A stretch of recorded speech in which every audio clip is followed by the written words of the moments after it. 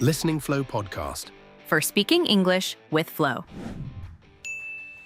Hey, English learners, welcome back to the Listening Flow podcast, your English podcast for daily life English, real conversations, and easy listening practice. And if you're looking for a simple way to improve your English while listening to natural conversations, you're in the right place. I'm Mag. And I'm Jenna. So, how are you today, Jenna? I'm great, and honestly, I'm really excited about today's topic. What about you, Mag? How are you doing? I'm doing well, but I'm a little tired, to be honest. It has been a pretty hectic week for me. Well, that's actually perfect. What? It's because what you just said has everything to do with today's conversation. Oh my God, now you've got my attention. Good, because we're going to talk about the number one excuse English learners give. Now I'm curious. What are we talking about today? We're talking about how to practice English every day. Oh, that's a good one. It really is. Because whenever people ask for advice about learning English, one problem comes up again and again. Let me guess. They don't have time. Exactly. I think every English learner has said that at least once. Including me. Really? Absolutely. When I first started learning English, I was convinced that I needed huge blocks of free time. I thought I needed to sit down for an hour or two, open a grammar book, take notes, and study seriously. And let me guess, that didn't happen very often. Not nearly as often as I planned. Every week, I would tell myself, next week I'll have more time. Next week I'll study more. Next week I'll finally create the perfect study routine. That sounds very familiar. The problem was that next week always looked a lot like this week. That's true. Life has a way of filling up your schedule. Exactly. Work, responsibilities, appointments, unexpected problems. Before you know it, the day is over. And some days are just hectic. That's a great word. It really is. If a day is hectic, it's extremely busy. You have a lot going on, and it feels like everything is happening at the same time. I think that's the perfect word to describe many people's lives. Some days feel completely normal, and other days feel like you're running from one thing to another without stopping. Exactly. And when life gets hectic, English is often the first thing people remove from their schedule. Which is understandable. At least, that's what I used to do. Whenever I got busy, I stopped practicing. Then a few days passed, then a week passed, and suddenly I felt like I wasn't making any progress anymore. I think that's where a lot of learners get frustrated. They believe they need more time, but maybe that's not the real problem. That's exactly what I eventually realized. For years, I kept telling myself that I needed more time to practice English. Then one day, I had a very obvious realization. What was it? I wasn't going to find extra time anywhere. That's true. I mean, we all have 24 hours in a day. Nobody is walking around with 27. That would make life a lot easier. It definitely would. But since that's not happening, I had to change my approach. I stopped asking myself how I could find more time, and I started asking myself a different question. How can I use the time I already have? That's a great realization, Mag. And I think that's exactly what our listeners want to know. How did you keep learning English when you had such a hectic routine? That's a great question. And honestly, the first thing I realized was that I needed to stop treating English like a separate activity. I kept thinking, now I'm going to study English. But that mindset wasn't helping me. What helped me was making English part of things I was already doing every day. What do you mean by that? Well, let's take breakfast as an example. Every morning, I was already having breakfast. That wasn't going to change. So instead of eating breakfast while scrolling through random things on my phone, I started listening to English for 10 or 15 minutes. That makes a lot of sense. You weren't creating extra time. You were using time that already existed. Exactly. And that's when things started to change. I stopped looking for perfect study sessions and started looking for small opportunities throughout the day. I think that's a huge shift in mindset. Because when people hear the phrase, practice English every day, they often imagine sitting at a desk with a notebook for an hour. That's exactly what I used to imagine. But the reality was very different. Sometimes I practiced English while walking somewhere, sometimes while driving, sometimes while exercising, and sometimes it was just a few minutes here and there. And those small moments probably felt easier to keep up than a huge study session. Much easier. And that's another useful expression. If you keep up a habit, you continue doing it regularly over time.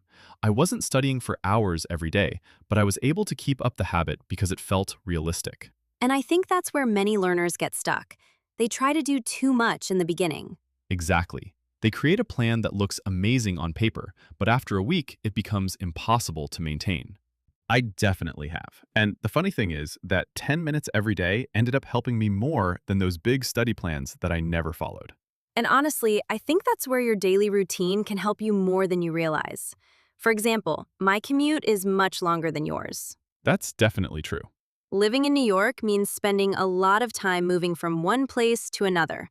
I take the subway almost every day, and sometimes I'm on the train for quite a while. And that's actually a great opportunity to practice English. Exactly. You're already sitting there, you're already traveling, so why not use some of that time to listen to English? I completely agree. My commute is very short because I can walk to work, but if I had a longer commute like yours, listening to English would probably be one of the first things I'd do. And that's the point. We're not talking about finding extra time, we're talking about using time that already exists in your day. That's such an important difference. By the way, what about you guys? Are you more like me or more like Mag? Do you have a long commute to work or school, or do you live close to where you need to go? Let us know in the comments. We'd love to hear what your daily commute looks like. And if your commute is longer than 5 or 10 minutes, you might be surprised by how much English you can practice during that time. That's true. Those small moments can add up very quickly.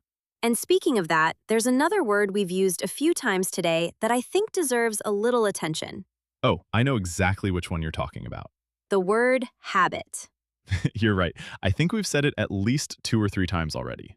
Exactly. So let's quickly explain it.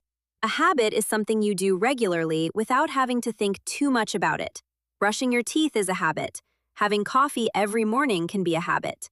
And practicing English for a few minutes every day can become a habit too. And I think that's one of the biggest secrets to improving your English. Absolutely, because motivation comes and goes, but habits tend to stay with you. That's why I always tell people to stop asking, how can I study more? And start asking, how can I make English part of my day? That's such a small change, but it makes a huge difference. It really does. And I think many learners worry too much about missing a day here and there. Oh, definitely. They practice English for a few days, then life gets busy, and suddenly they feel like they've failed. And that's where another useful expression comes in: fall behind. Exactly. If you fall behind, you feel like you're not making progress as quickly as you wanted, or like everyone else is moving forward while you're standing still. I remember feeling that way many times. I think most learners have. The problem is that when people feel like they've fallen behind, they often make things worse. Instead of starting again, they stop completely. And that's the mistake. Missing one day isn't a problem. Missing 1 week isn't the end of the world. The important thing is coming back. I love that, because learning English isn't about being perfect every single day. It's about showing up again and again. Exactly. Some days you'll practice for 30 minutes, some days for 10, some days maybe just a few minutes. And that's okay, because those small efforts add up over time. That's actually one of my favorite things about language learning. Progress is often invisible at first. That's true. One day, you're struggling to understand a simple conversation, and a few months later, you're listening to podcasts, watching videos, and understanding much more than you thought you could. And usually, you don't notice the improvement happening day by day. You only notice it when you look back. Exactly.